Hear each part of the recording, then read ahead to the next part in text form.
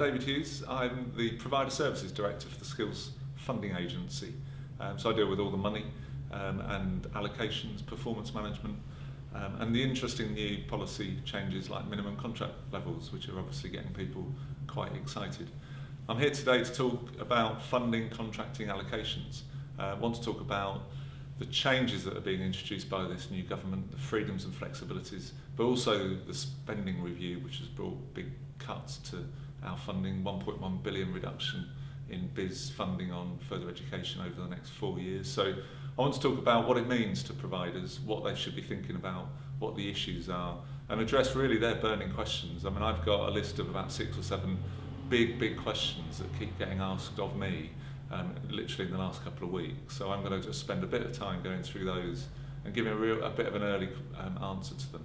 It is a bit too soon to be definitive about what's happening, but what we know is there's a big change coming for providers. We're going to get apprenticeship growth over the next few years, but other than that, train to gain, we all knew that was dying. You know, this government came in and said train to gain won't exist. Well, that was absolutely confirmed in the spending review. But what does it mean? You know, is it going to end tomorrow? Is it going to end next week? Is it going to be April? Will it be next year? Big question that we don't know definitively yet. We're still trying to work through what funding there will be. But if people aren't thinking about what they're going to do beyond train to gain, how they're going to move it into apprenticeships, how they're going to move into full fee recovery work with employers, how they're going to reorient their business, well, perhaps they're not thinking straight at the moment. So some big questions around that. We're introducing a new minimum contract level, probably at $500,000.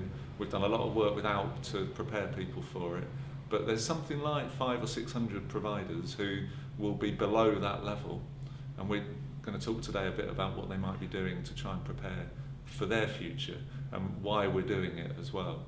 Some big issues about how you do subcontracting within all of that. I was talking to someone at lunch about losing 30 or 40% of the funding to their main contractor. So I was talking to them about how they might go around renegotiating that subcontract. So some really big issues that the sector are going to be asking questions about. And I suspect they'll have lots of questions on funding that probably we'll be able to answer in about 3 or 4 weeks' time, when the treasury settlement to BIS, our government department, is clear, and when they pass it on to us and we know how much money we've got and how much the profile of that is going to reduce over the 4 years. We're expecting a smooth profile, so not kind of a complete cut of 25% in year 1, but even so, it's going to be differential. Some bits will move more quickly than others. So as soon as we get that, we'll come out with our skills investment strategy with the department, and people will be much clearer.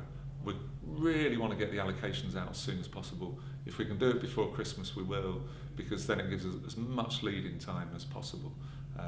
So that's why I'm here. I suspect I'll get a hard time because there's never enough money and there's always too much demand. Thanks very much.